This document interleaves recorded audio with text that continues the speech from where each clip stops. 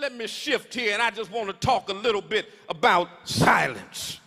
Silence, my sisters and brothers, has many dimensions. There is a sacred silence, which is that silence out of which creative contemplation grows. It's a meditation on the word and the will of God. It's the silence out of which we meditate and get closer to God. It's the silence in which fervent prayer is born. There is a sacred silence. But then there's a seething silence that comes when you are quiet externally, but you've got a storm going on the inside. The late Dr. Howard Thurman called that a noisy quietness. But then finally, and here's the silence I want to get to, there is a sinful silence. And Adam's silence falls into this category because a sinful silence is a silence that comes over you when you ought to say something, but you don't say nothing at all.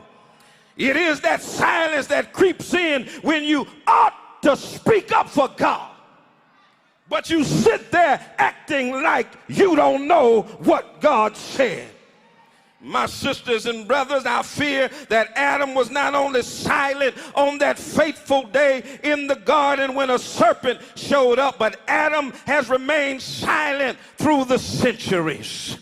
When Africans were captured and taken from their homeland, packed in the hulls of ships, sold on auction blocks, beat and killed and misused and kept in chattel slavery, Adam was silent. When Jews were persecuted, deported, and murdered by Nazis, Adam was silent. When Native Americans were slaughtered in the acts of genocide so their land could be taken from them, Adam was silent. When our ancestors were lynched and called boy and girl, even though they were full grown, when they were denied employment and equal access to resources, Adam was silent. And today, far too often, when our boys are shooting and killing each other on the streets, and our girls suffer from low self-esteem and give birth to children whose daddies won't stay around to take care of them, Adam is still silent. Sisters and brothers, there is a sinful silence among us when injustice is raging and we remain quiet. When people are aching, when people are hurting, when babies are crying and dying of hunger and not having enough love from insufficient care, and we remain silent, that is a sinful silence. When the church looks and sees what's going on in its communities, and not just in its communities, but what's going on right there in the household of faith, and we sit there and act like we don't know what's going on, that is a sinful silence. And let me suggest that there's a time when silence is sinful. And here in the text, we see a snake talking to Adam's wife. Adam remains silent. Adam should have said something. My sisters and brothers, the nation is waiting for somebody to say something. Go on, touch your neighbor and tell him you ought to say something. You see them boys on the corner, you ought to say something. You see what's happening with those sisters. I'm not talking about Pookie and Ray Ray and them. I'm talking about the saints' children. Y'all ain't gonna help me in here today. You ought to say something. The classroom is waiting for somebody to say something. Youth violence is waiting for somebody to say something. Every community, every city, every town, every home, every boy, every girl, every family is waiting for the church to break the silence. And if we don't break the silence, let me tell you what's going to happen. If we don't break the silence, we end up embracing the appeals of the serpent. What are the appeals of the serpent?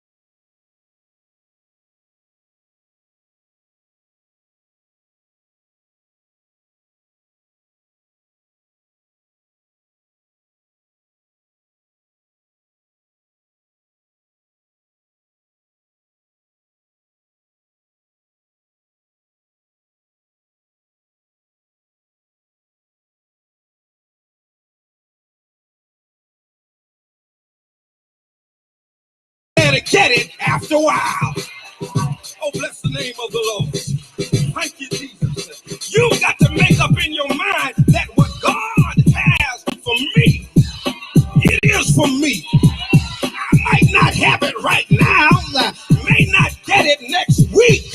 You might try to stop me from getting it. But if God said it's mine, I want you to know after a while, I'm going to get what belongs to me.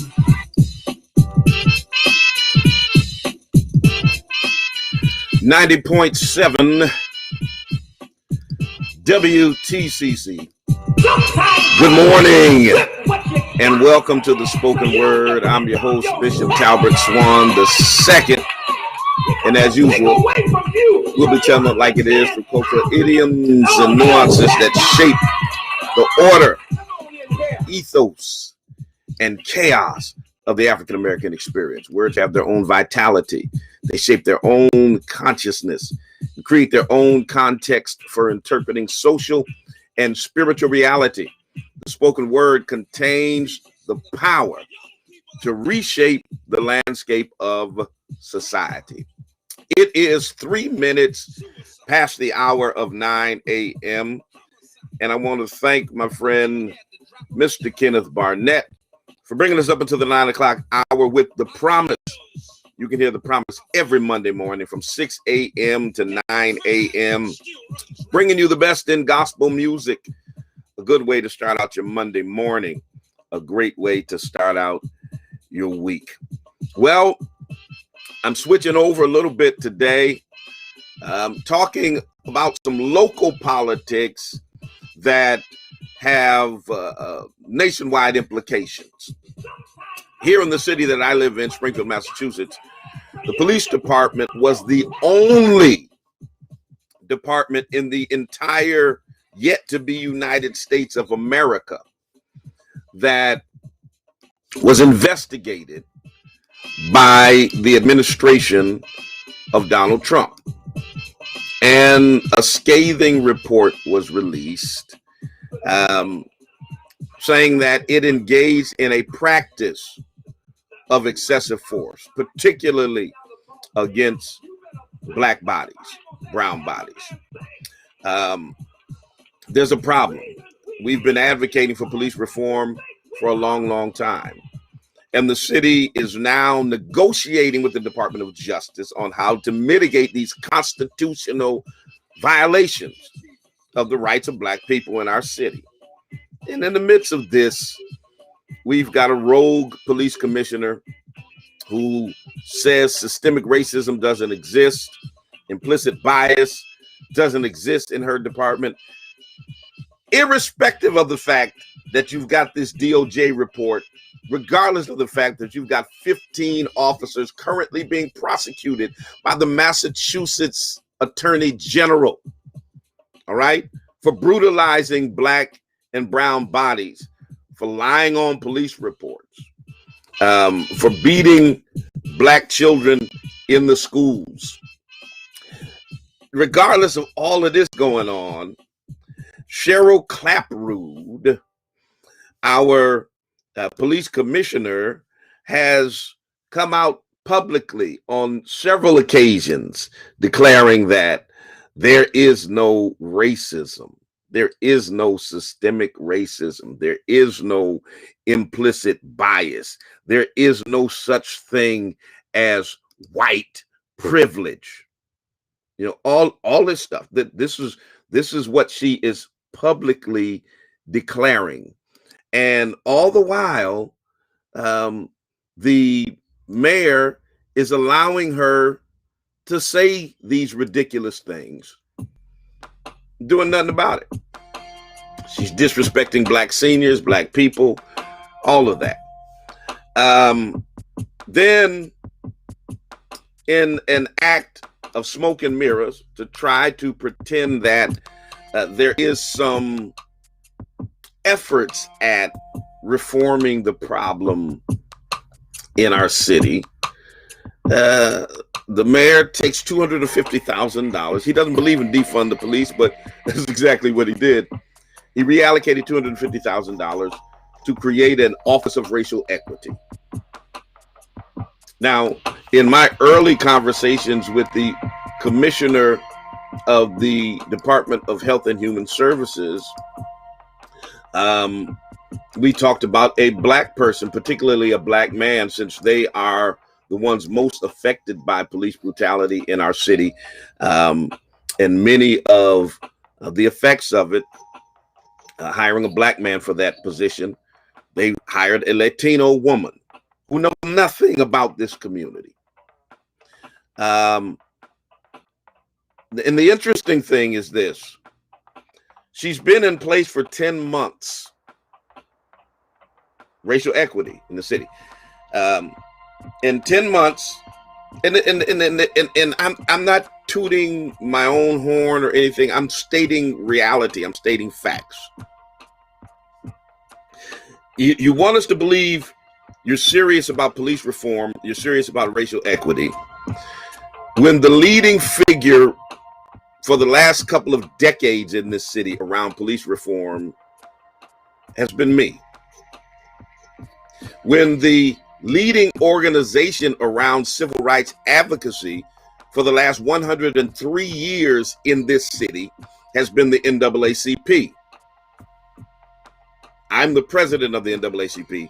This Office of Racial Equity has not reached out to me or the NAACP. And I get it, because a lot of what they do is personality driven. The mayor, others, they don't like Brother Swan because he's too bold and vociferous in his advocacy for the rights of black people. And he's uncompromising in his condemnation of white supremacy, racism, and anti-black bigotry. So we don't want to deal with that Negro. So we're going to create this Office of Racial Equity, and we're going to skip him. Even though you do the research, the leading voice around police reform in this city for at least 20, 25 years has been me. Fact. Okay? Even though the leading organization around racial equity and police reform has been the NAACP. It is the boldest, the oldest, the baddest civil rights organization in the nation. And it's existed in Springfield for 103 years. And you all have not contacted the NAACP because you don't like me. But the NAACP represents more than me. It represents black people. And here's the kicker. And this is what I want you to understand for those in the Pioneer Valley, for those who are members of the NAACP, black, white, Latino, because we have members of all ethnicities. It is not just a disrespect to Brother Swan that they've said the hell with the NAACP. It's a disrespect to the black community in general, because they would not decide that they're going to work on issues in the Italian community and skip the leading advocacy group in the Italian community, whatever that is. They wouldn't do that in the Irish community. They wouldn't go into the Latino community and say, we're working on equity around Latinos, and skip New North Citizens Council or whoever the leading advocacy group in the Latino community is. But they come to the black community because they figure we're so splintered and divided that we can disrespect black people by saying the hell with their leading civil rights advocacy group. Skip over them and keep it moving. And then you want us to think that you're serious about racial equity and police reform. You want us to believe that you're sincere about it, but you're putting personality over purpose. Okay? We see you. We know what you're doing. We're not stupid.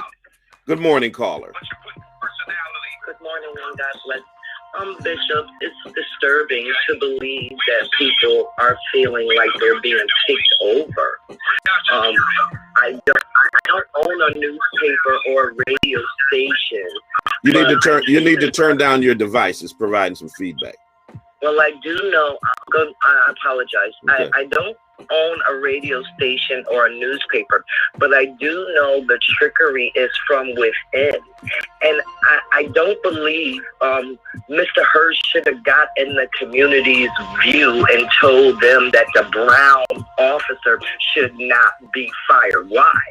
Is why I recommended that he be fired immediately. Only he told some people some stuff is why he got to retire with his fancy package and all of his thousands to start. I'm going to talk about that. I'm going to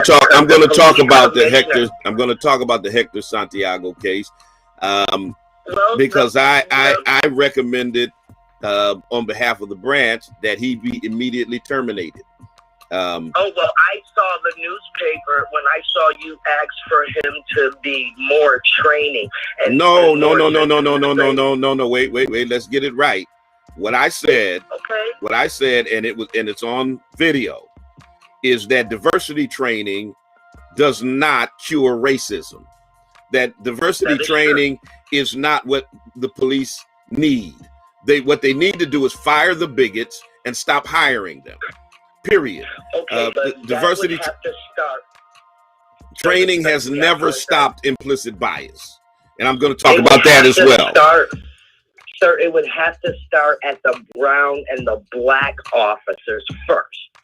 Yeah, because I can't have Justin Hurst crying for just all white officers to be terminated and give. Well, I'm not sure. I don't think he does that. But obviously, you've got an issue with obviously you've got an issue with Attorney Hurst, and I want to stick to the subject matter. I want to stick to the subject.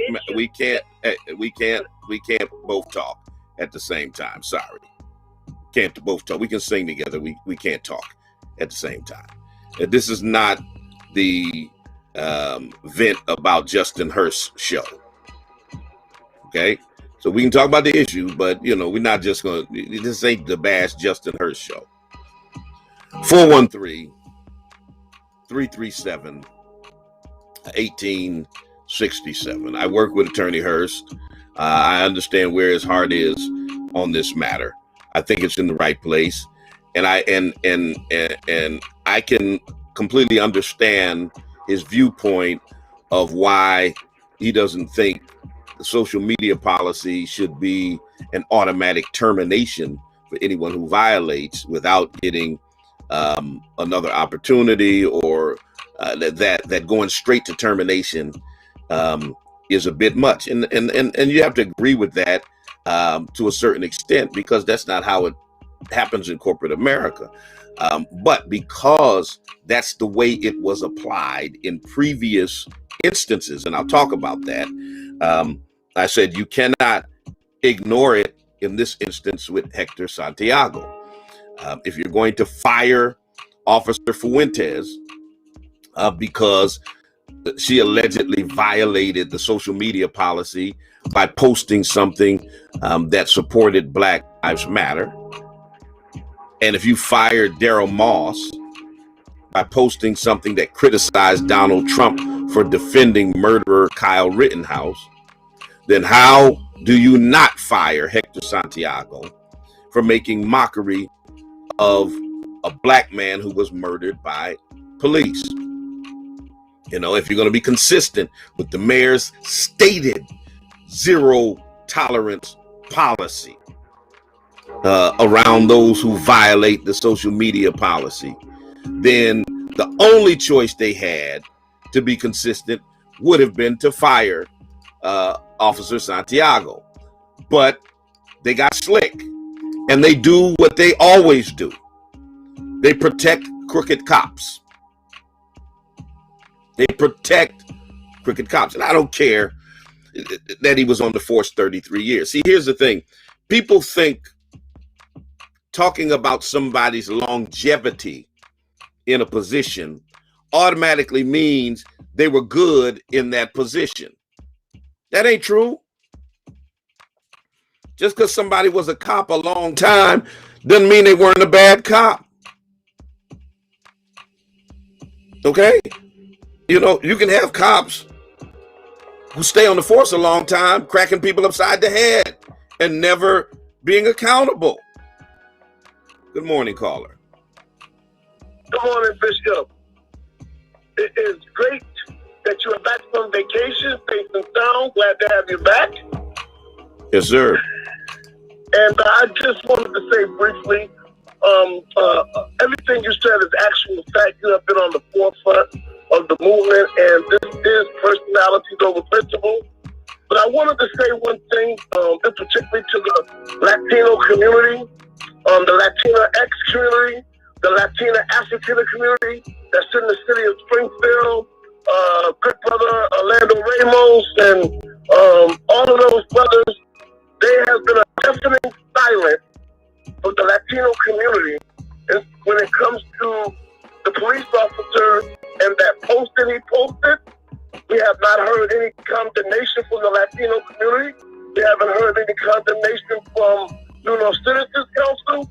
And someone said at a meeting on the other day that a lot of people, Asians, a lot of the Asian community, the Latino community, there are people that are very comfortable with African Americans being on the bottom here in the social structure. Well, see, here's the thing.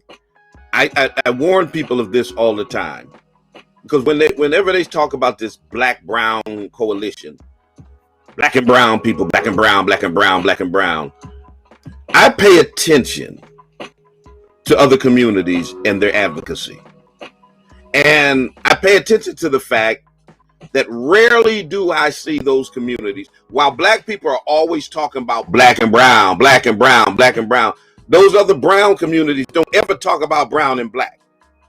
They don't talk about brown and black. They talk about their own community.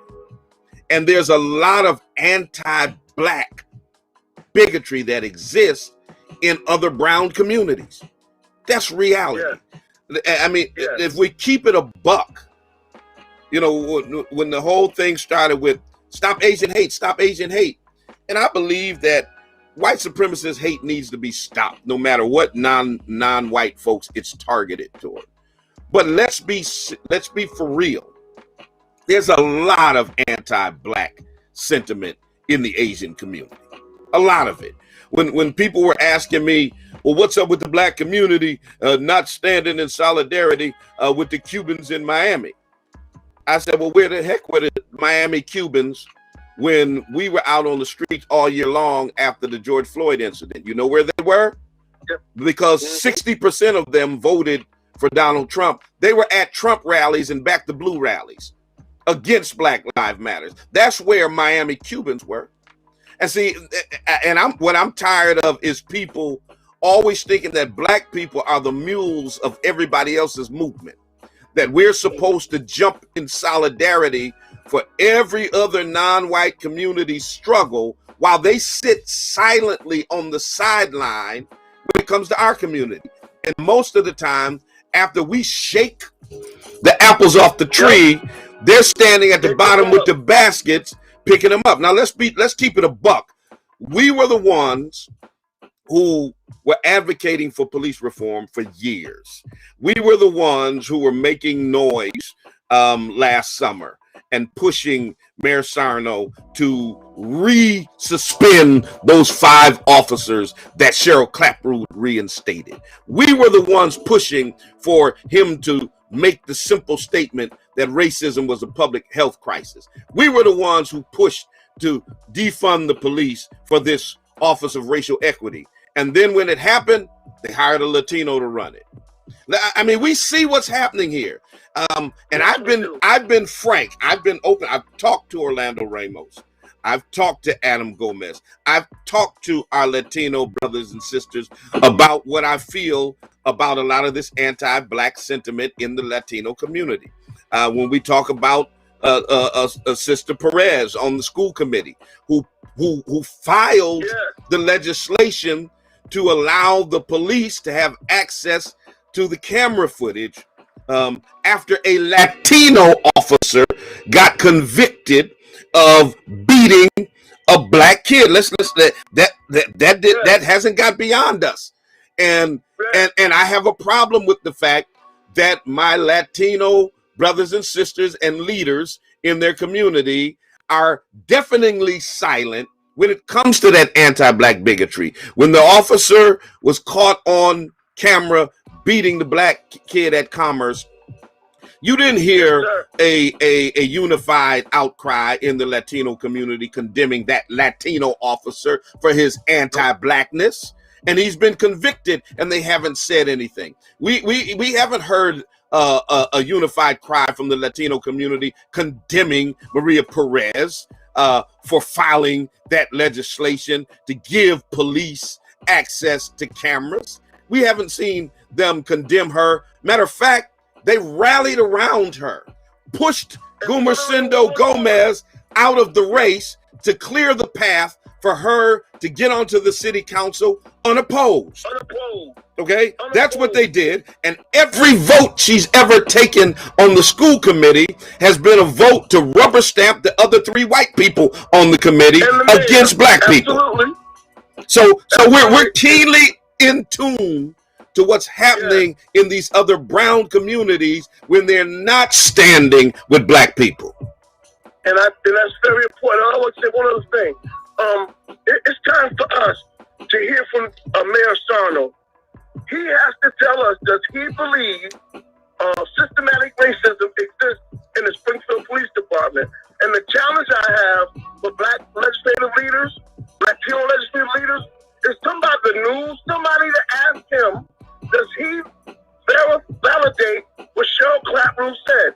Does he believe white supremacy and systematic racism exists? We need to hear that definitely from the mayor. We know that his silence by supporting Cheryl Clapper is consent, but we need to get him on public record. After that post, does he now still back Cheryl Clapper that systematic racism doesn't exist? And these are the type of challenges that we must put forth to this mayor and to everybody else. And we as African people in this community, we have to stop letting other people dictate to us who we rally around and who we support. And because if we don't, Bishop Swan, everything that you have fought for, Michael Ann have fought for over the last 25 years, it is eroding in the city of Springfield. It's getting worse. But we do have a chance in this moment as black people in this community to come together, put our egos aside. If not, Bishop Swan, the Lebanon-Hamden district won't be ours soon. We won't have a black face in that seat soon if we don't unite and come together and stop being suckers for everybody else. And I thank you for all the work you've been doing, Bishop. And we got something planned coming in the future. And we're going to have a good trouble rally because we as African people in this black community in Springfield, we got to come together. Nobody is speaking up for us. Nobody is advocating for us. And we get the least of every resource that comes into the city because no one really wants to unite with black people but us. Mm-hmm. And we want everybody to come to our party. We invite cripples, midgets, one-footed people, elephants, circus people. But when it's our time, we're all by ourselves. And this has to stop. Thank you for your service, Mr. Swan. Have a blessed day, sir. All right. Thank you for your call. 413-337, rather. 1867.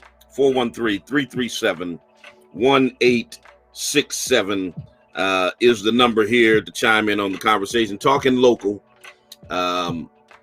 although it has national and international implications, dealing with some things here.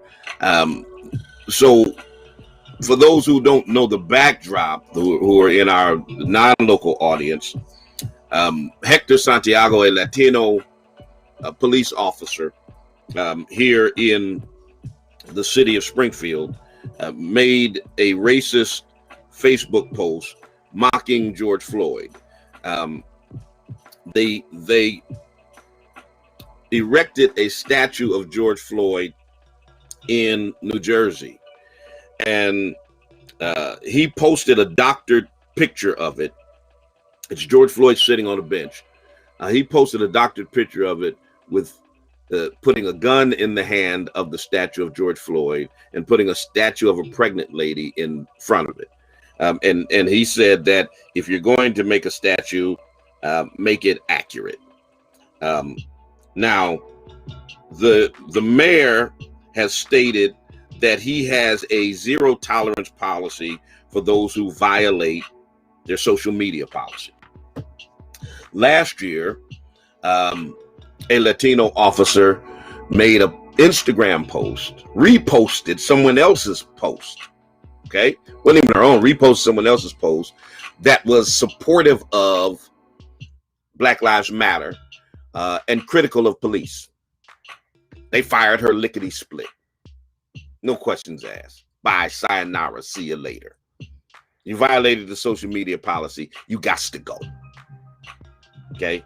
Daryl Moss, Black mayoral aide, deputy director of communications for the mayor's office, had been there 10 plus years, made a Facebook post criticizing Donald Trump for defending Kyle Rittenhouse, the young 17-year-old white supremacist who left Illinois to go across state lines and shot and killed 2 Black Lives Matter protesters and injured a third. Of course, Donald Trump was defending him. Daryl Moss put up a post that was critical of that defense. The mayor, lickety split, 1-day investigation, he's fired. He's fired. We had a rally on the steps of City Hall, I think on a Wednesday. The mayor fired him Thursday morning. Okay. Santiago makes his racist post. The mayor makes some announcement. They put out a press release. The mayor is fit to be tied. He's so upset. He demands an investigation. I'm trying to figure out how the investigation into Daryl took place in 24 hours, but they still haven't announced the conclusion of the investigation into Hector Santiago. Because this is what they did, ladies and gentlemen. They went to him and say, hey, Heck, you've been here 33 years, man. You're going to get a nice fat pension. When you leave, you can go start a security company or do something else, do some consultant work or whatever. You need to go ahead and retire. So they allowed him to retire. And there's been no announcement about any discipline. And of course, what they're going to say is it's a moot point. Why fire him when he's already retired? Well, basically, you're saving his pension. Because when people get fired for cause, oftentimes the pension board will revoke their pension. But they don't want to do that because he's a cop. He's a good cop. He was here 33 years. And once again, like I said, just because someone was on the force for a long time doesn't mean they were a good cop. There are plenty of bad cops that are bad cops for years and years and years. We knew Jeffrey Asher was a bad cop a long time before he finally got fired. You protect bad cops. You protect crooked cops. That's why they can stay on the force for 33 years. And in this instance, that's exactly what they did. They protected Hector Santiago. Let him retire. Saved his money, his pension, his benefits, all of that kind of stuff. Now, if he were black and had done something to violate white folks, different story. They had no empathy for young Officer Fuentes, no empathy for her children, whose mother was going to be without a job simply because she made a post that supported Black Lives Matter. Cops got mad at her and they got rid of her. We see the double standard, y'all. Stevie Wonder can see what y'all are doing. We see it. We see it. And of course, y'all know what the first thing they started saying. The first thing Mayor Sarno started saying in the wake of the Santiago debacle, training, diversity training. That's like their go-to thing every time they get busted with their hand in the racist cookie jar. The first thing they do, the go-to, we need more diversity training. Well, here's my question. And maybe somebody can help me understand this, because I can't understand it for the life of me. A department like Springfield, who has gotten busted time and time again for racist acts, who has a DOJ report that says that you beat black people, use excessive force consistently. You're negotiating with the DOJ right now. A police force that has 15 officers being prosecuted for beating up black and Latino people and lying on police reports. A department that has had the city pay out millions of dollars for police misconduct. And after every one of those instances, you said the same thing. We need more diversity training. We need more diversity training. Diversity training. Well, how come you don't have it? I mean, you've been saying this for decades. You ought to have all of the diversity training that's necessary. You ought to have closets full of diversity training. You ought to have diversity training oozing off the shelves in the police department with all of the crap you've got busted with. And you still default to that same old line after every incident. Oh, you know, we're going to get some more diversity training. Now, stop it. Stop it. If diversity training worked to weed out racists, you wouldn't have no racists with all the diversity training you've claimed that you've needed through the years. So let's just keep it a buck. Diversity training does not cure racism. It doesn't. It doesn't. And y'all know it doesn't. It's just a talking point for you to pretend that you're trying to do something about the systemic racism that runs rampant in your department, that your commissioner continues to deny. I get so sick of this conversation about implicit bias training for police officers. You know, and I understand. Listen, I've been at this a long time.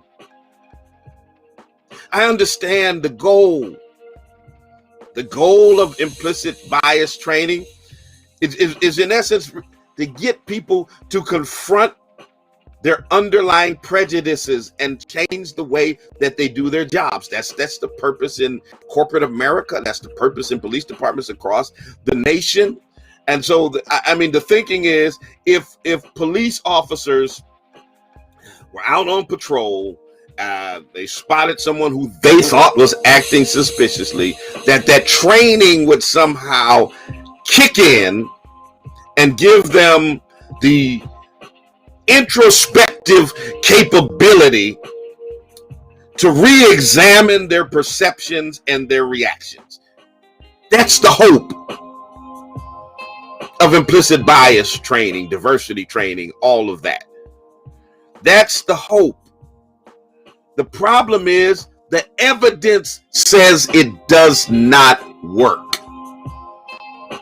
Says it doesn't work. But yet that's the first thing y'all talk about. How about this instead? How about fire all the racists and stop hiring racists? That's worth a try. How about a better way to assess and analyze the psychological profile and get to the root of the biases that individuals already have before you give them a gun and a badge? How about that? Huh? Good morning, caller. Good morning. Good morning. I've got a solution as well. What's that? How about we have less criminals?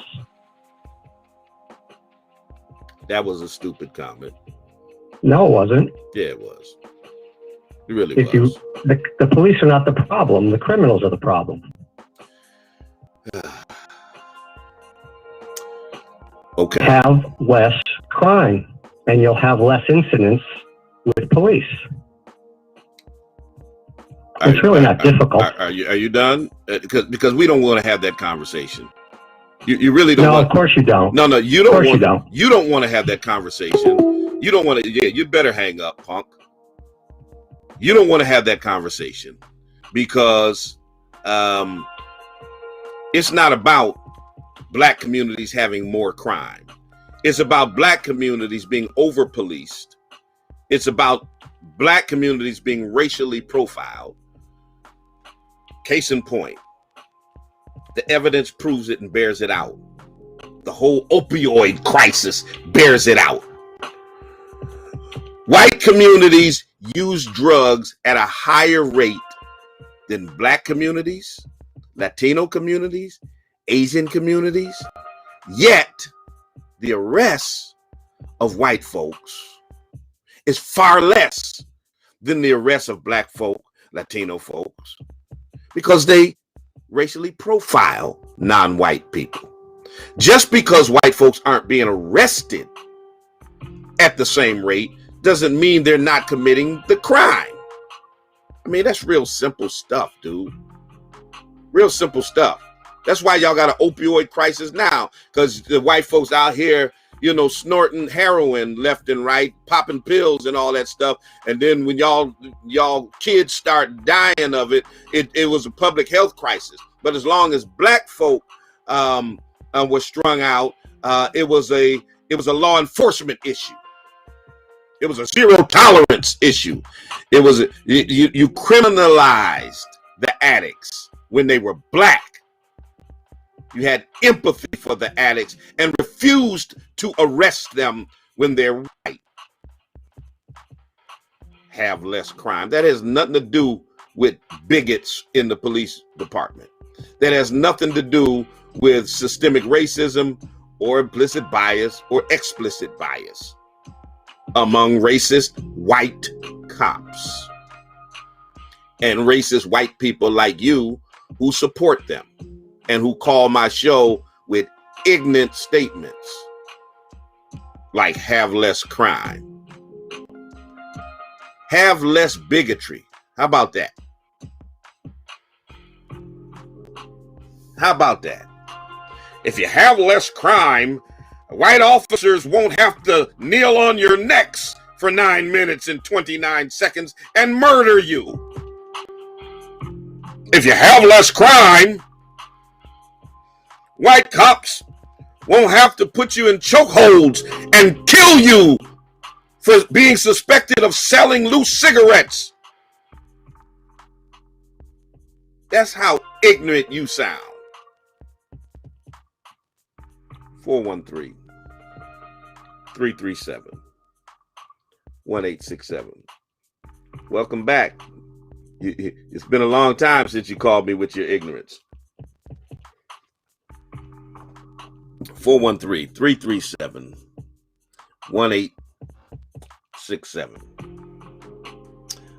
Back to my radio show already in progress.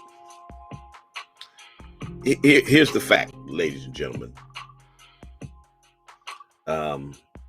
And to see that caller, that's how you know the white supremacists are listening to my show. They laying in the cut. Here's the fact. The studies have found implicit bias training so-called diversity training does not change people's behavior. It just doesn't do it. Doesn't do it. Good morning, caller. Good morning. How are you today? Peace and blessings. I'm good. How are you? I'm blessed. Thanks for asking. So I was logged on to your Instagram as Grown Folks Perspective. That's my Instagram handle. All right. And I just heard the caller that called in. You heard that, Ignorance? Baby, I'm trying to be a good Christian now. So, but I came in to the conversation a little late, but I wanted to share something that was shared with me by a police officer that I love. All right. And it was very interesting. Now, I'm an HR person by trade, so I understand the racism and biases that come into play at the point of hire in most organizations. But what this police officer said is interesting. I raised the question that if an officer is scared to work in a particular neighborhood or community or with a particular demographic, then they should choose a different profession. And I was challenged and said, I totally disagree. And let me tell you why. And this is the person that I love saying to me, let me tell you why. Okay. She said, there's a specific kind of person that becomes a police officer. And they are not scared. They want power. And a lot of them choose the profession just so they can bang around, bully, or brutalize those in the Black community. Okay, so then I have another conversation with another police officer that I know and love. And when he first started the force, he shared how his partner was overly aggressive with those in the Black community. And he said it was kind of a known, like, I don't know if you watch Chicago PD, but there's the blue wall that they speak of, right? And he said, if in fact, it was made known that if in fact you went against your partner when they were being overly aggressive, then you run the risk of not having backup if ever you needed it. Yes, sir. So these people have to choose what those that want to do the right thing, let's say that, they have to choose whether they want to keep their job or whether they want to speak up and risk their lives, essentially, to go against the grain. So what do we do, right? Racist, the police force is the number one job for a white person that wants to kill a Black person and get away with it. Yes. And so what I know for sure is that they know exactly what to say and how to say it, depending on who's reviewing their applications. What we need to do is have a database of these officers that run from district to district. I know an officer that moved 3 hours away to police because he wanted to do it so bad. And even though I knew this person as a person, I thought it was twisted. I thought it was a twisted reason why you are so fixated on becoming an officer. Well, the other thing is you have officers who get caught in bad behavior. Their departments protect them, and then they just move on to police in a different district somewhere. Case in point, the Officer Santiago being allowed to retire, go do consultant work or do something somewhere else. There was an officer who made a racist social media post on my page before, an egregious one. He was from Salt Lake City, Utah. And what the department did, they allowed him to resign, would not reveal his real name. And then that officer went to an adjacent town and got a job as a cop. And that's why a database of the bad behavior, documentation of the bad behavior. But let me tell you what I know about unions. I told you HR is my profession, right? So the way most people, this is how deep systemic racism goes. When union contracts are negotiated, a lot of times there's verbiage that says after X amount of years, whatever bad behavior is removed from the employee file. So what then happens is that you could have a person that calls someone the N-word right in front of a manager. You can have a person get into a full-on fisticuff in front of a manager. They're terminated, but when it goes to arbitration, the arbitrator says that this person gets their job back because they have a stellar record. It doesn't show that 5 years prior, they had a fight or they called someone the N-word because they have negotiated where this information is removed from their file. So many people or many organizations, they don't want to risk spending thousands of dollars on arbitration and thousands of dollars to bring the employee back and make them whole for the time that they were terminated. So we need to dig deep into how these union contracts are negotiated on the front end so that we're not in a situation where we fire an officer, but through arbitration, they're giving their jobs back. Or where we don't fire an officer. We had a case here where an officer named Greg Bigda threatened to murder a Latino teenager, told him he was going to take him in the parking lot, bash his head in, threatened to plant drugs on him, all kinds of stuff caught on videotape. And when the police commissioner went to discipline this person, the Mayor Dominic Sarno, and city solicitor Ed Pacula told him not to fire him because the union, because civil service, the union would just overturn it and they'd have to, pay him back pay and stuff. So keep him on the job. He kept him on the job and gave him a small time suspension. Subsequent to that time, the attorney general actually indicted him and he's being prosecuted right now. But they were going to keep him on the force like nothing happened. And I have actually been at these arbitrations with our company attorneys, and I've worked for some very large organizations with our company attorneys where people have been terminated for egregious violations, and a lot of them racial. And the arbitration mediator will tell us, you're going to look at bringing this person back and making them whole. And oftentimes you'll find them cut a deal that's less than what they would normally have to pay, and they bring the person back. Now you have a manager who is really trying to do the right thing, or a supervisor who's really trying to do the right thing, now have this person come back into your space, beating their chest that you can't even make a termination stick. Wow. This is not even in the police force, but this is just with union contracts in a lot of organizations. So we have to, with police forces specifically, we have to dig deep into the negotiations of the contracts and make certain that we are documenting, and people, every listener under the sound of my voice, if you are ever mistreated by a police officer, report it, whether you think it's going to go anywhere or not. Document. Because eventually these things or these people are going to be brought to light. God brings darkness to light. I'm a spiritual believer. But we have to do what's in our power. Make it home to your family, the first thing. Don't try to fight the battle on the corner with the police officer and you'll never win. You will never win. Make it home to your family.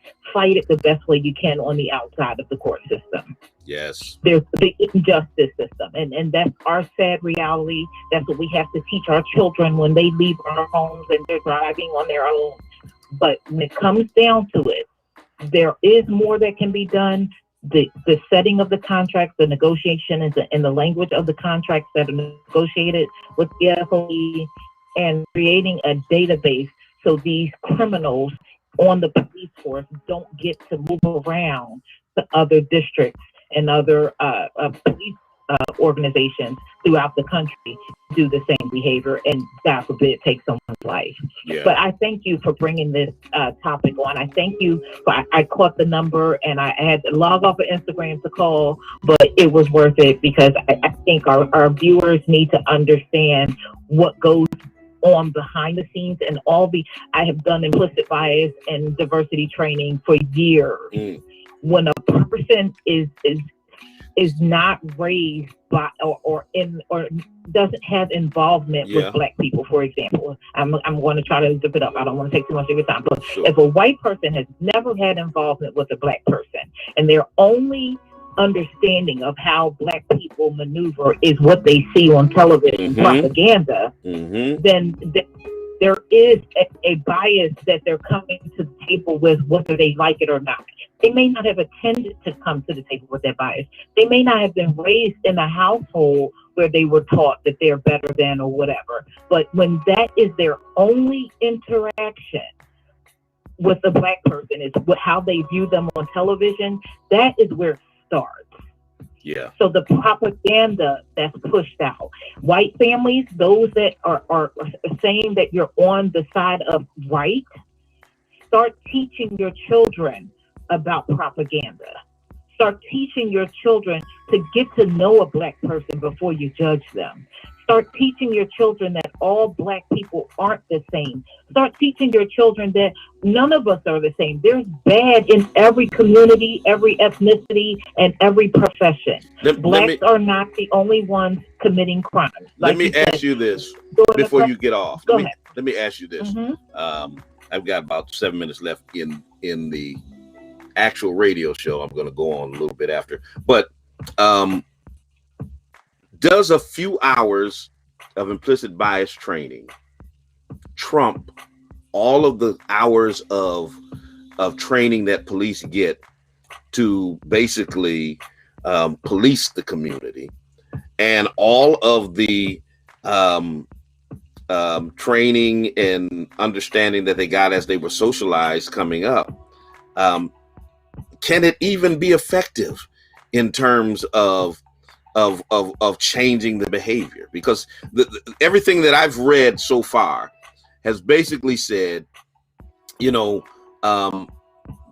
that these training workshops, though they hope for, positive effects, they rarely last beyond a day or two, but that their normal socialization and training automatically kicks back in.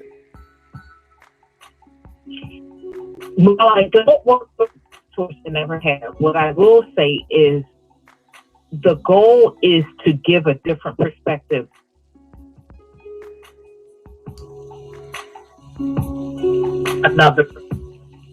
So implicit bias training can be effective. However, I never feel, no matter what profession I work in, that it's effective enough, because I believe some of these issues and biases are so deep rooted that just these trainings are not enough. They need to interact. So, for example, when I give implicit bias trainings, I do specific examples. I pick people from different races and bring them to the front of my classroom or presentation room, and I have them engage in scenarios that happen in real life. And help them understand. Like, you don't ask a Black woman, "Can I touch your hair?" Mm-hmm. It's disrespectful. Right. And these are just microaggressions. And sometimes what I'm finding is we're hearing terminology thrown around, but we're not digging deep enough. So we're hearing the term microaggressions, and it's also often associated with like touching of the hair. But there are so many biases that people come to the table with. And Black skin, brown skin is deemed a threat. Again, it's because of propaganda, and a lot of it is because of how it's raised. Children mimic what they hear, even in a specific culture. In our culture, if two parents are talking in front of their children about how they don't like a neighbor, it wouldn't be uncommon for their children to then not like that neighbor's children, because this is what they're hearing. Well, my parents don't like this family, so why should I? Mm-hmm. It wouldn't be uncommon for that child to scratch that other family's car. And it's not instructed by the parents to do so. They're just taking that to the next level. Absolutely. So I believe that it's a necessary in the workplace. It should be done on the front end. No, in no way does it trump everything that they're taught. And I also believe, to the two people that spoke to me from the police force, that I know their heart. Yeah. That when people join the force, they're not scared of Black people. And that's why they're so quick to pull their trigger. They don't like us, and they deem us as a threat. It's one thing to just be scared of all Black people. It's another thing to deem our skin. Just your skin, you're a threat. And not a threat to me physically, you're a threat to my nationality. Yeah. You're a threat to, in what they say, by 2035, the table's going to turn. Yes, sir. So you're a threat of being the majority. So sis, I've got to transition. I'm gonna need to have you back on my show for real. Follow my handle on Instagram is Grown Folks Perspective. I'll be more than happy to continue a conversation or start a new conversation, because conversations need to happen over and over. We have to attack this from all angles, and we also have to address our culture from within. Absolutely. So I would be more than happy to come back on. God bless you. All and right. Thank you for having my call, taking my call. Thank you for bringing all this to the forefront. All right. Peace Thank you, blessing. sis. Wow. She was a blessing. Absolutely. Thank you so much. Listen, I got to move out your way on WTCC. I'm going to keep going for a few more moments on my social media sites. But listen, if you're looking for a place to worship, check us out at the Spring of Hope Church of God in Christ, 35 Alden Street, Springfield, Massachusetts. We start promptly at 11 o'clock a.m. every Sunday morning.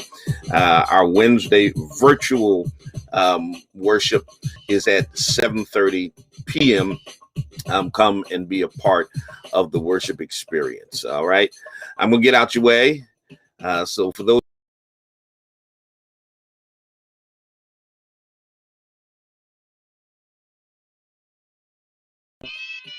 And so do I. For those who are listening on social media, I'll be right back. Don't go nowhere. Peace.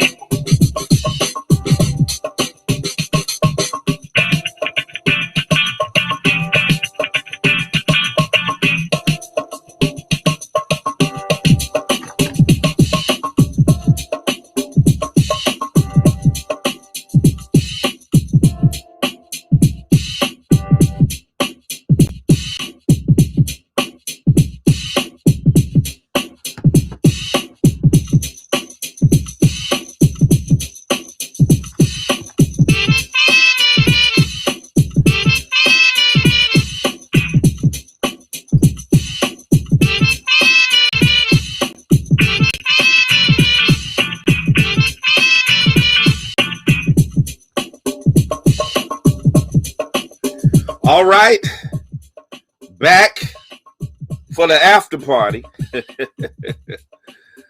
Oh boy, that last sister was deep. She knew her stuff. We're gonna follow up with her, and we're gonna bring her back on the show definitely. For those of you who weren't listening or who are just tuning in, we've been talking about the fact that that diversity training, implicit bias training, does not work in terms of stopping racist cops. I mean, it just doesn't. Okay, and every time the Springfield police get caught with their hand in the racist cookie jar, the first thing they talk about is diversity training. Training. And like I said, as many times as you've parroted that talking point that we're going to do more training after a high profile incident, you ought to have all of the diversity and implicit bias training that you could stand. And it still doesn't do anything to stop racist cops from being racist cops. So you need to come up with something other than we need some more training, because that obviously isn't the case. It doesn't work. It doesn't work. Think about it for a moment. Police get training in defensive techniques, firearms, deadly force, pursuit, hand-to-hand combat, tasers, high-risk stops, arrest and control. They are emphasized. They are emphasized over de-escalation techniques and anything else. That's the reality. And matter of fact, in 34 states, they don't even require in-service de-escalation training. They don't require it. They don't think that you need to have to de-escalate anything, that the police can escalate it, and that's all. And where it goes. And that's all there is to it. All right. That's the reality. And so police officers automatically revert to what's natural for them. They revert to what's natural when they're dealing with people in the public. You know, when they're in a situation, when their adrenaline is running, they rely on muscle memory. They rely on what they train on the most. If you spend 300 hours on police tactics and 8 hours on de-escalation and 4 hours on diversity training, if there's a conflict, what you think they're going to do? They're going to revert to what they train on the most, and it's exacerbated by the biases that they already have. You know, that's what it is.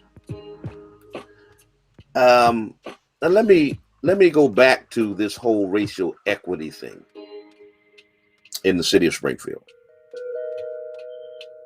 They diverted $250,000 to start the Office of Racial Equity, put it under the auspices of Helen Carlton in the Department of Health and Human Services. Person's been on board 10 months, close to a year.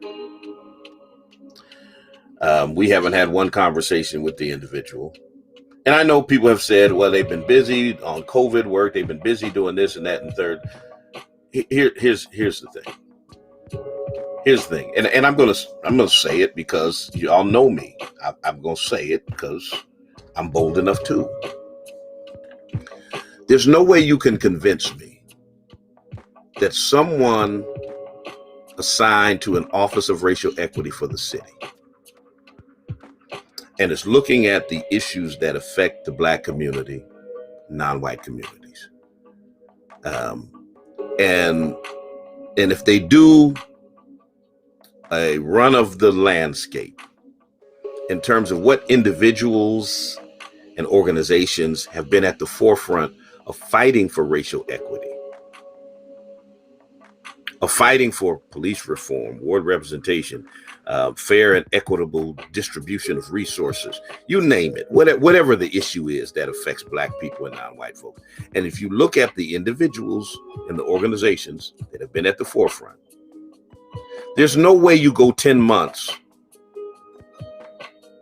without calling Bishop Talbert Swan or the NAACP if it's not deliberate. There's no way you can convince me that the racial equity person is an oversight in the city of Springfield. That it's an oversight that they haven't contacted the NAACP. Once again, the most influential civil rights organization in America, their branch in Springfield that's 103 years old, that has been the loudest voice, I know, at least over the last 10 to 12 years that I've been president, for police reform and for racial equity. There's no way that that's just a oops, I forgot to call Bishop Swan. That's not a oops, that was an oversight that we didn't call the NAACP. That is a directive from the inside, from whoever. Don't bother with that Swan guy. Don't bother with the NAACP. And here, once again, to my brothers and sisters from the Pioneer Valley, because the Greater Springfield NAACP covers more than just Springfield. For those who are members, it is not just a disrespect to me as an individual. It's a disrespect to the Black community because we represent you. The NAACP represents you all over America. And so when they decide we're going to slight the NAACP, they're disrespecting Black people because they would not, once again, go into the Italian community, the Vietnamese community, the Latino community, any other community, and say, the hell with your most influential advocacy organization. We ain't going to call them because we don't like its president. They would not do that anywhere else but the Black community. They would never go. Helen Calton's office, Mayor Sarno's office would never, ever decide we're going to do something that is going to bring equity and justice into the Latino community, to the Puerto Rican community, and say, but to hell with New North Citizens Council, we ain't going to call them. They would never do that. They would never do that. But they saying the hell with the NAACP? And I know some of y'all are calling him right now, telling them that Bishop Swan is on the air, yada, yada. There's one thing you'll learn about me. There's nothing that I say to you I won't say to individuals. I talked to Mayor Sarno last week, and I said, hey, when we going to talk? Because, avoiding me is doing nothing. Well, we got to learn how to work.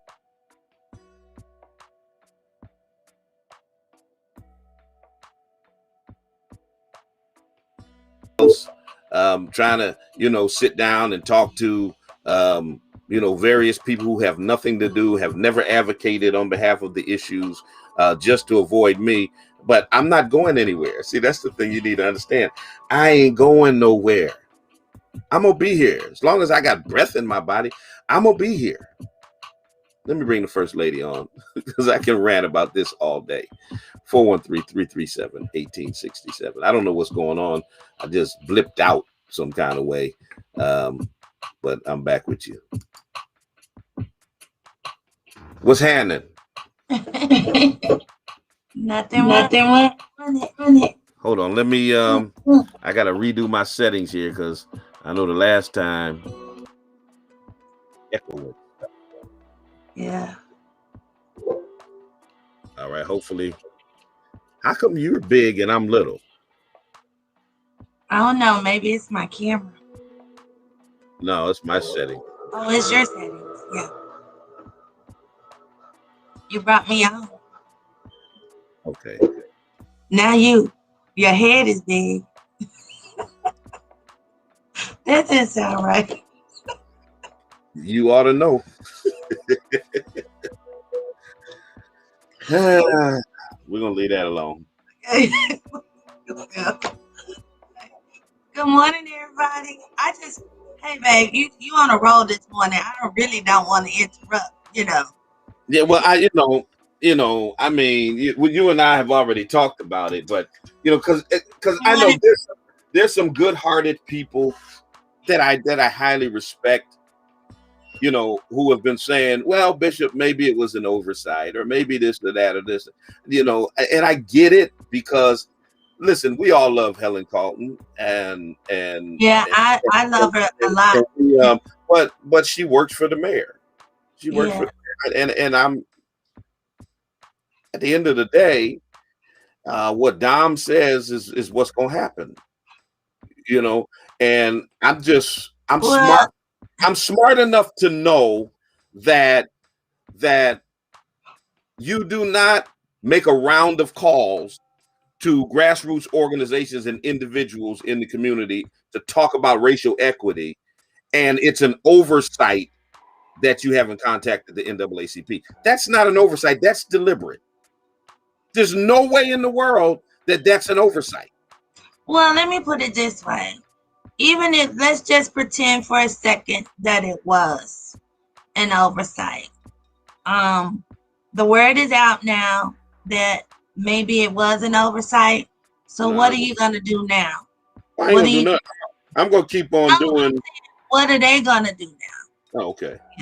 What are they going to do now? That's the question. So maybe moving forward, maybe you'll hear from them, or whatever the case may be. I'm just a little skeptical of the whole office in the first place, to be quite honest with you. I think that in a lot of cases, it's just another way around, still promoting and perpetuating a white supremacist system, or whatever. So sometimes, you get titles and you get offices or you get departments, but it doesn't do anything to rectify and certainly alleviate injustice within these corrupt systems, or whatever the case may be. It's just another, like I said, they're just creating another way to continue to push the system that already exists. And like I said, that's just my opinion. I'm very skeptical. Anyway, I don't see a concerted effort by our local government to really, really, really, really address any of these corrupt systems that exist here. I mean, if they were really serious, they wouldn't have had to create, that office or that department.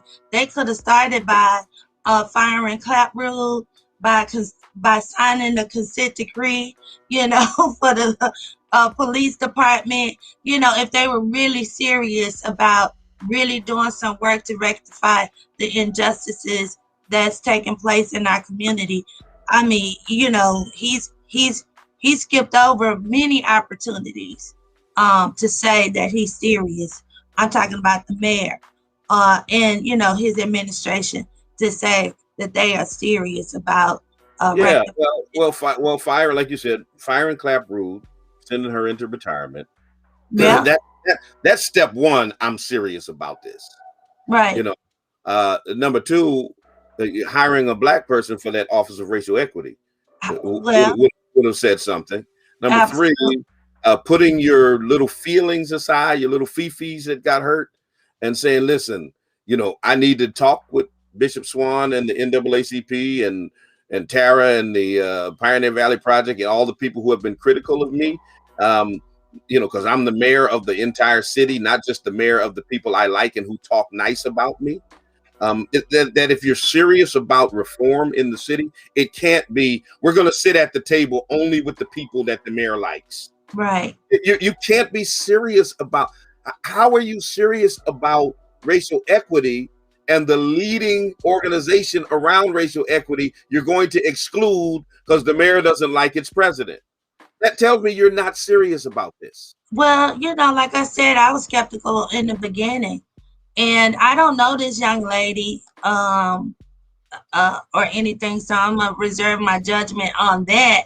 But I do think that that's also a sign that they wasn't serious, because it's like, why do you give a position like that to somebody that's not even known in the community? Mm-hmm. And then, not even from here, from what I hear, like I said, I don't know, so I'm gonna reserve those comments. But nevertheless, like I said, I'm skeptical anyway. I don't necessarily believe that there's a real concerted effort. I don't think there's a desire at all to really address those issues that are pertinent to us, that are important to us, so something else needs to be done, and it needs to be done by us, quite frankly. And and it certainly starts by changing the look of local politics and government. Yeah. I just wish that there were more Black people around this mayor that could push him to do the right thing, that had enough backbone to say, hey, we got too many rubber stamps around that basically, they're not going to push back. And I get it. It's my livelihood. So, hey, we just don't have that level of commitment from folks who will say, you know what, rather than sell out I'll go somewhere else rather than sell out my community. Well, I agree with that, but I would like to say this to you, because I said it to our dear brother, Brother Charles Stokes on Saturday, because he kind of has the same kind of frustration that you do, and I realized that Charles has his way of doing things. You definitely have your way of doing things. And although we're all like on the same, mindset, or we're all in the same mindset, we all have the same beliefs as it pertains to justice, as it pertains to what's right and equitable for our people, our community, and so on and so forth. Sometimes, depending on the perspective that we have or the position that we are in, we have to accomplish that, in a different way, or our voice may have a different sound, if you will. Charles liked to say it like this. He was like, and he was like, well, I'm trying to play chess, and people are playing checkers, and I was like, okay, well, there's different parts to the chessboard too. It's not just two pieces like it is in checkers. It's a red piece and it's a black piece. But in chess, like in the game of chess, we have a king, a queen, a bishop, we have pawns, we have different pieces. So, and rooks, so we have different pieces. So those different pieces have the same goal, which is to protect, to preserve, to save, to to rescue, and all of those things. They have the same goal, but they can only move in certain ways. So, in different ways. So let's just keep that in mind. But what we do need to do, we do need to be one mindset. I believe that with my whole heart. We need to be unified in our mindset, but respect the fact that we might have to accomplish that differently. We gotta come together more, and we gotta come together better, I think. It's just too much that's going on. It's becoming convoluted now. And we're getting frustrated. we're getting frustrated, and so we're losing our motivation, to get this work done. And we know this, babe. We can't afford to lose our motivation. We have children, grown children now, but we have grandbabies now whose livelihood is on the line. Yeah, well, which is always been a part of the advocacy that we've done through the years, is because there are future generations that we want to have a better life, and want to make our city a better place, and it's to me, it's a poor person who only wants to hear from people who share their viewpoint. Right. Because you're never going to be challenged if you don't have people who will push back, who will try to get you to see another perspective to help you be a more well-rounded individual. This mayor only wants Black people around him that rubber stamps, his perspective. He doesn't want to be challenged. He doesn't want to be held accountable. And then when he is, he's vindictive about it. Well, I don't think it's just a mere day. I think that's a white supremacy. I just want this point in. Yeah. He'll stop speaking to you. He'll take resources from you. Have various departments in the city come after you. All of this kind of stuff. But this is not how you bring about racial equity in the city. This is basically an attempt to disenfranchise and silence those who are voices of dissent. We're going to exclude them from the table. We're going to harass them. We're going to keep them quiet, and we're going to try to turn those in their own community against them, because they know that people in our community don't want to lose their measly itty bitty $5,000 grants and stuff, and the opportunity to take pictures and stuff. And so they won't even back you and support you for fear of falling out of the good graces of a mayor who doesn't do a daggone thing for them. It's shameful.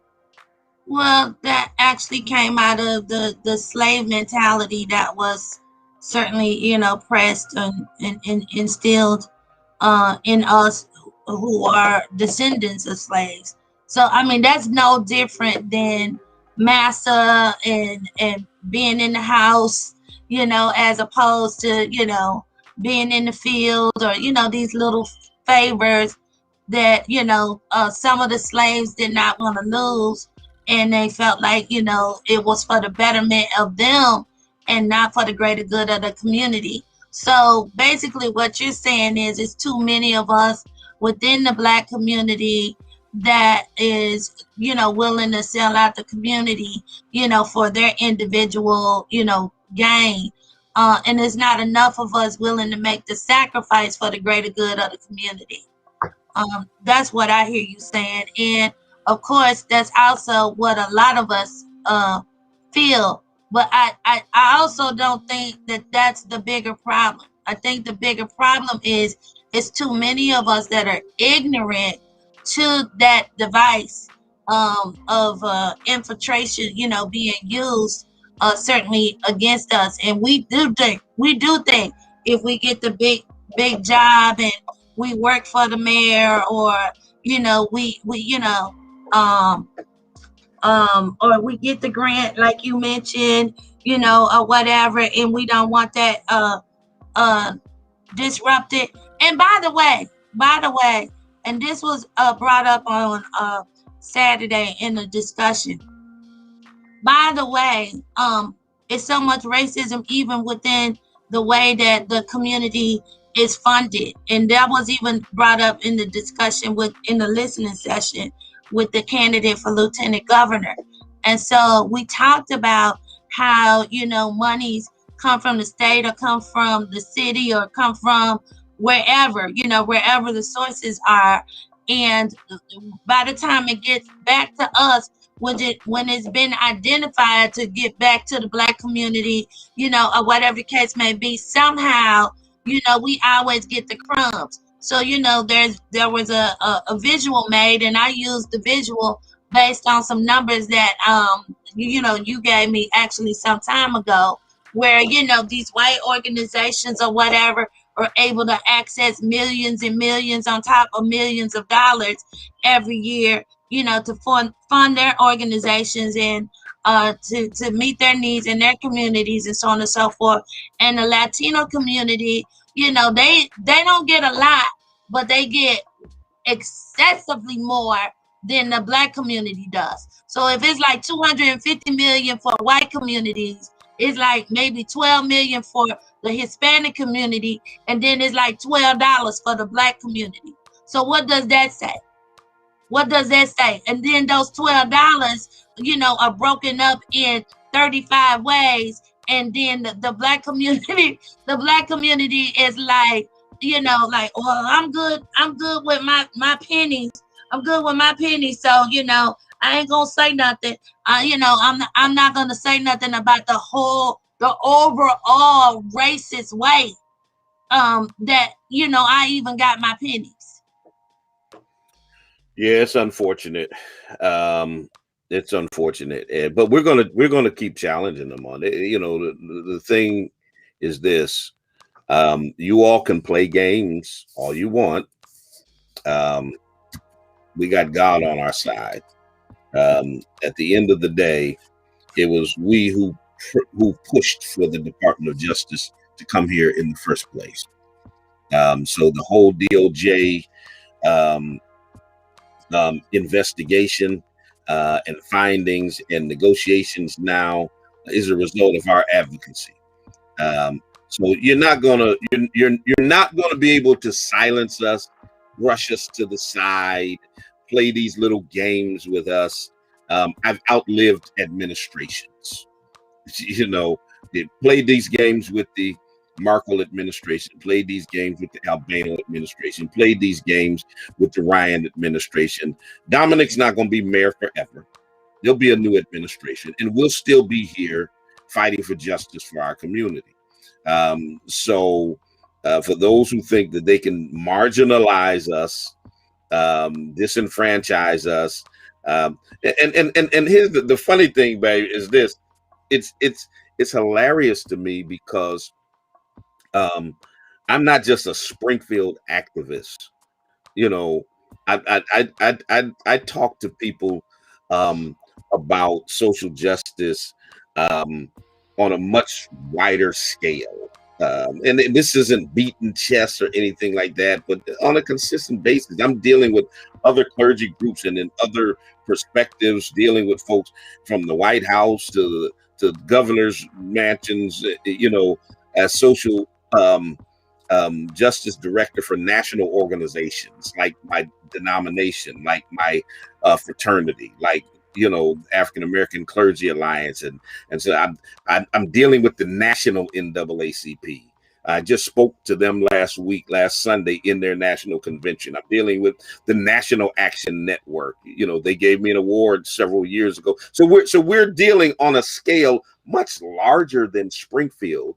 And it's funny to me when people in little bitty old Springfield think that they can put you in a box and marginalize you and silence you and keep you quiet. It ain't happening. Yeah. It's not gonna happen. Yeah, it's also been hurtful sometimes to see the pettiness in our local politics. It's been hurtful, and it could be discouraging if we wasn't the people that we are, that get the bigger picture. But yeah, it's sad. But listen, I know you gotta go because you got some meetings to get to. I don't want to leave. I gotta go right now. But babe, I just wanted to end with this.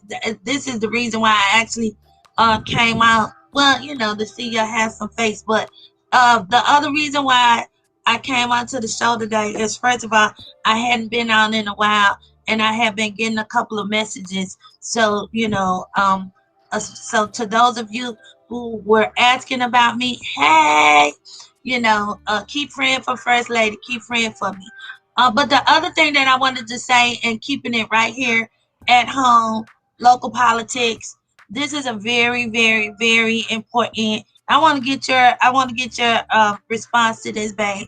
But this is a very important, probably one of the most important elections that I can think of locally. And what I mean by that is it's so important to the school committee, and it's so important to the city council that we get out and we get behind the right people, and we put the right people back in office and in office this year. It's extremely important to our school system, to our children, and it's extremely important, again, in this fight for justice, as like I said, in the city, in this city of Springfield, Massachusetts, that we put the right advocates, the right activists, the right voices in these seats where we can this year.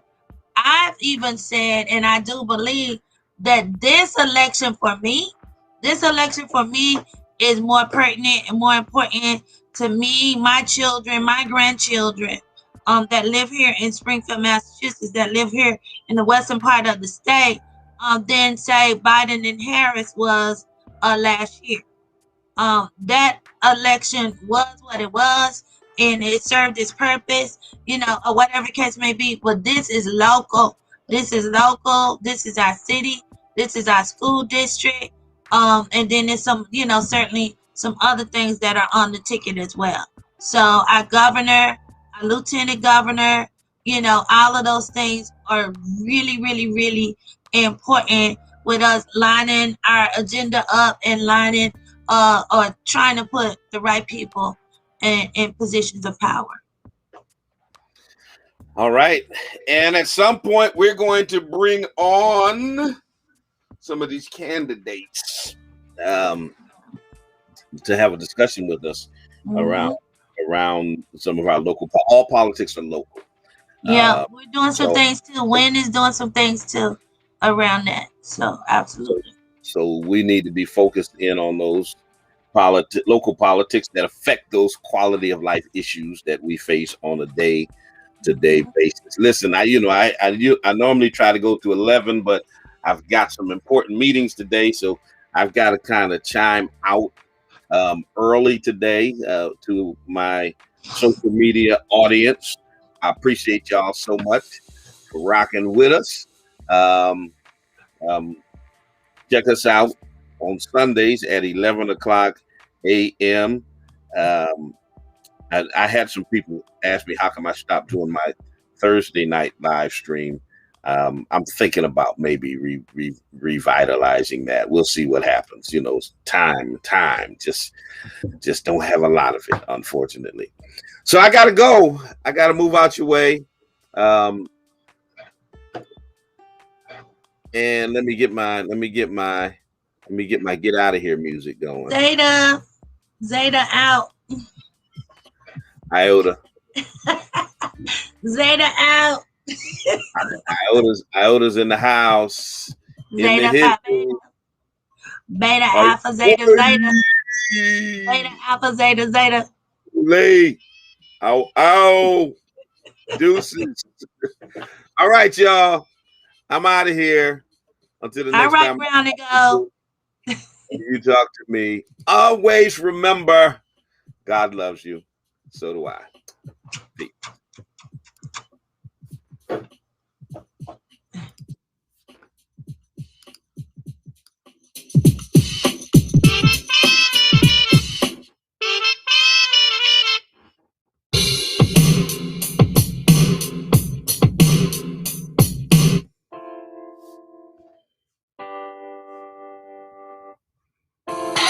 Thank you, Jesus.